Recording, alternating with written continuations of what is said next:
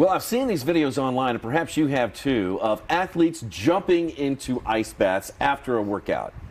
And there is a science behind it. Yeah, that's right. And here to answer all your questions about cold plunging is athletic trainer Mitch Lawson with Rockhill Orthopaedics. Good morning, Mitch. Morning. Morning. Thanks. Good to have you. Yeah, absolutely. Thanks for having me on. Good. So for those who don't know, tell us what cold plunging is. So cold plunging, also known as ice baths, anytime you immerse your body in water, so that can be a pool, ocean, lake, anything that you can get fully under, at temperatures between 37 degrees Fahrenheit and about 60 degrees Fahrenheit. And time ranges, can vary between 2 minutes and 20 minutes depending on how long you want to plunge. Okay. When's the best time to take the cold plunge? It just really depends on what kind of effects you're going for. So there are a lot of mental health benefits to cold plunging. So you Mental health benefits? Mental health, yeah, surprisingly enough. So you see an increase in dopamine, that's a happy hormone that gets released in your body. So if you do that first thing in the morning, you can see a decrease in stress and anxiety throughout the day. You also see an increase in something called norepinephrine or noradrenaline. That's another chemical in your brain. And you get to see some things that where your mental focus, your sharpness kind of comes back to you. So you're not so anxious and preoccupied with other things. You're just focusing about what's going on that day and at that time.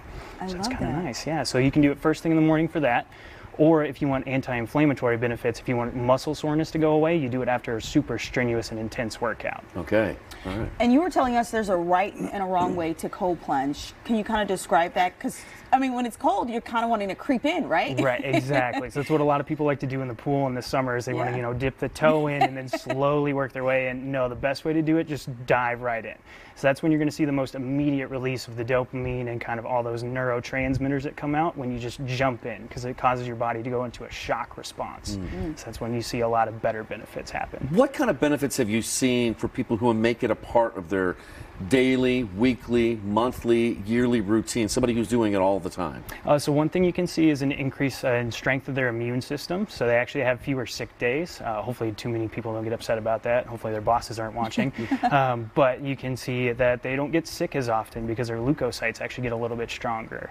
You get a mental resilience. Being cold, it's not fun. I don't know people who really like to do that, but the more you expose yourself to it and you kind of learn how to power through, just breathe, focus on getting through that toughness, you build up a resilience and you can find that you can do hard things. It's nice.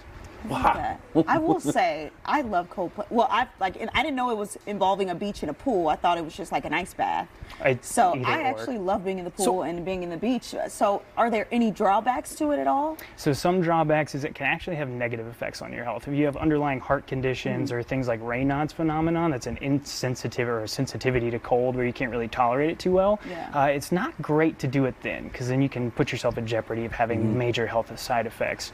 And then other than that, it's just really uncomfortable being cold, like I said. A lot of people really enjoy that. So what is a plunge session? Is it 15 minutes? Is it 10 minutes? What's the interval of how long you're in the cold? With that temperature range that I kind of said, if it's on the lower end of that, you don't want to be in that water quite as long, because then you risk developing hypothermia, frostbite, having real medical emergencies. So with those, you want to be in there from, I would say, 2 to about 10 minutes, whatever you can really tolerate. On the warmer end of that, if you're closer to that 60-degree mark, you can definitely be in there longer, closer to 20, 30 minutes, whatever you can really tolerate. Oh. Yeah, that's not bad. So it doesn't matter, it's cold, you balance the cold and duration, right? Is that how you balance that? Both. And then, some benefits, you want to have it on the colder end, and you see those things happen within about 5 minutes. Other benefits, they're not as strong at those higher temperatures, but you still do get some effect.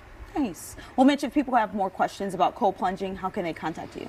They can reach out to Rockhill Orthopaedics or just Google searches online. There are plenty of sources. I know Joe Rogan's a huge proponent of ice plunging. There's lots of podcasts, and then the Wall Street Journal has done a couple stories on this. So there's tons of resources out there. And if somebody's just thinking about it, if somebody's new, it's just like call up, hop in there, you'll guide them through it, and boom, feel better. I guess so, yeah. If they want to call me, they're more than welcome to, but I would definitely recommend just using your resources online first.